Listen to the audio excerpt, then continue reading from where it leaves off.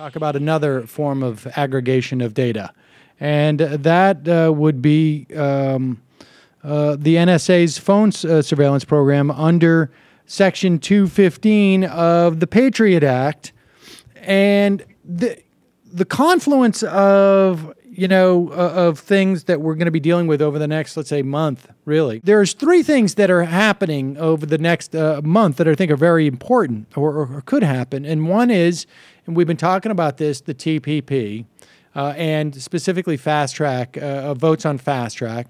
I mentioned earlier in the week that Harry Reid has basically said, well, I'm going to put the brakes on that until we talk about reauthorization of the FISA Act, which is due June 1st. Essentially, I should say the Patriot Act sunsets, and also he wants to talk about infrastructure with the highway bill, and then this gets thrown into the mix, and also Mike Huckabee's announcement gets thrown into the mix. There's a lot of things that are sort of intersecting here.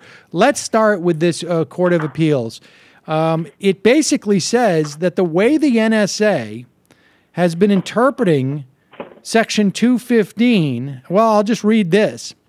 The interpretation that the government asks us to adopt defies any limiting principle. In other words, there's no way to basically say, the way that they're defining as to what the NSA has access to, there's no way to ever say, okay, this is where it ends.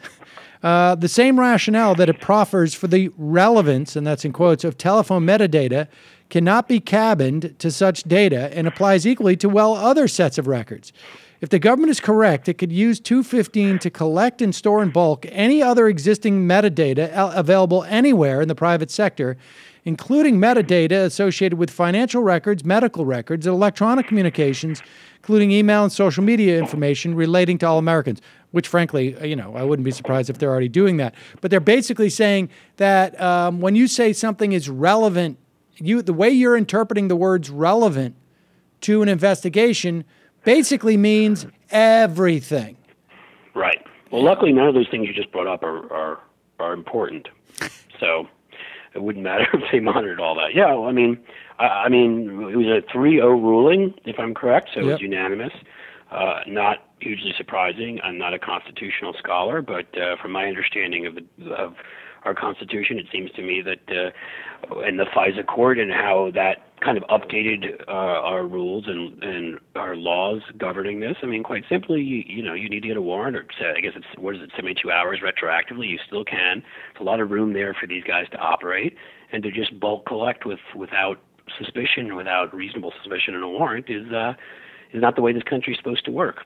So I think the system came out working this time, at least so far. Well, and the situation, of course, though, is that, and we should be clear, they didn't rule this unconstitutional. They didn't even have to get to that because even the way that the NSA is interpreting the law, they say is wrong. And so they basically sided with Jim Sensenbrenner, who was like, this is not what we anticipated when we passed the Patriot Act. And so they basically said, we're going to let this continue because you've got to reauthorize this by June 1st anyways. And so this is your authorization is going to go away. It's unclear what the Congress could do if they wanted to allow the NSA to continue to do this. And then I would imagine there would be a constitutional challenge, right?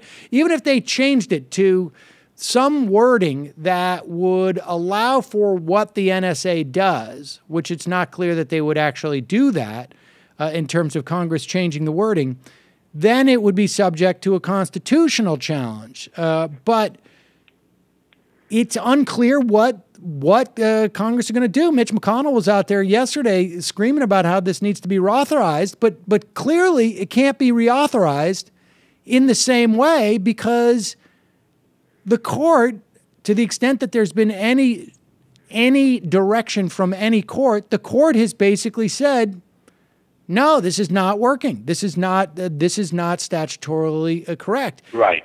And then we have the other issue of how can anybody say that Edward Snowden is not a whistleblower at this point, where this court has just vindicated his analysis that the government was doing something, or I should say the NSA was doing something that is illegal? Yeah. I mean, I didn't leave you much room there to. No, thanks, dude. Yeah, dude, exactly what he said, everyone, what he said. Yeah, I don't really have anything to add to that. I think you said it well, Sam. Well, and the way this plays into the TPP, of course, is this is going to take more time. This is not going to be a straight up or down vote on authorization. It's not going to be a straight, let's debate some amendments here, because now somebody's got to go back to the drawing board. And if they even want to be able to authorize the NSA to do what they've been doing, they got to figure out a way of doing that. Yeah, which, as we know how things work so quickly in Washington, that should happen by about 2022. So you're right. I mean, that affects a lot of other legislation. I mean, as we know, the whole place is going to grind to a halt soon enough anyhow because of presidential politics. And so if they're dealing with this and they need to change this, you're right. I mean, if they can effectively keep TPP behind this, that may be helpful in some other ways. So there may be a side benefit to this.